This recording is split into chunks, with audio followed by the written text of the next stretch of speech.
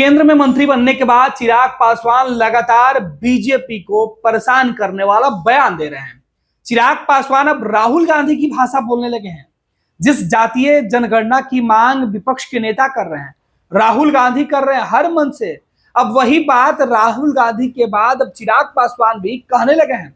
चिराग पासवान अब जातीय जनगणना के मुद्दे पर ऐसा बयान दिए हैं जिससे बीजेपी की मुसीबत और बढ़ने वाली है।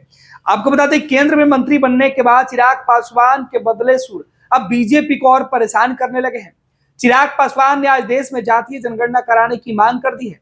रांची में अपने पार्टी के राष्ट्रीय कार्य समिति की बैठक के बाद चिराग पासवान ने कहा कि उनकी पार्टी लोजपा रामविलास देश में जातीय जनगणना के समर्थक है।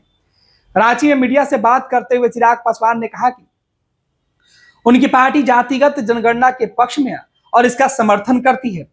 चिराग ने कहा कि मेरी पार्टी ने हमेशा अपना रुख साफ रखा है, वो जातीय जनगणना के पक्ष में है। हम चाहते हैं कि जातिगत जनगणना हो, जिसका कारण यह है कि कई राज्य सरकार और केंद्र सरकार ऐसी योजनाएं बनाती हैं जो जाति को ध्यान में रखकर उन्हें मुख्य धारा से जोड़ने वाली सोच होती है।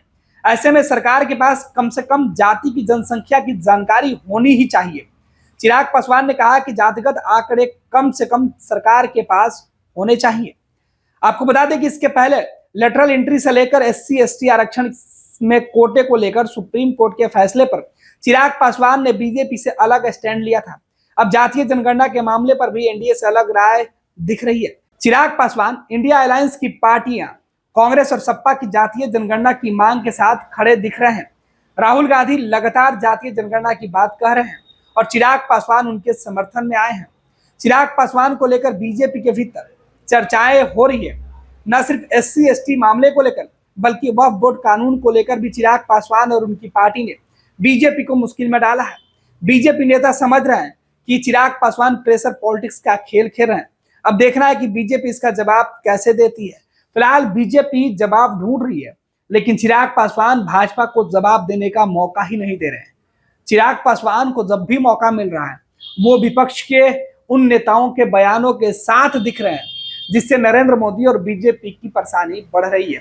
विपक्ष पहले ही प्रधानमंत्री नरेंद्र मोदी और बीजेपी को संसद में और संसद के बाहर ऐसे मुद्दे उठाकर परेशान किए हुए हैं, जहां चिराग पासवान भी अब इस तरीके के मुद्दे उठाकर बीजेपी के सामने नई चुनौती बनते हुए दिखाई पड़ रहा है। पैनोरमा ग्रुप, जो सोचता है वो करता है। आपके अपने सपनों का आशियाना। ये लो, मुंह मीठा करो। आज मैंने अपना जॉब छोड़ दिया।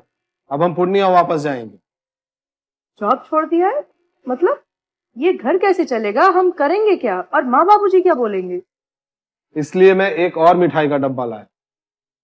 अपने बिजनेस के लिए लोन अप्रूव हो गया। अरे लोन अप्रूव हो गया वो तो ठीक है, लेकिन पूर्णिया में हम रहेंगे कहाँ? अपना घर भी तो नहीं है वहां। इसलिए तो एक और मिठाई का डब्बा अलग से लाया हूं। हमने पूर्णिया में घर ले लिया है, पूर्णिया के ई होम्स पैनोरमा में।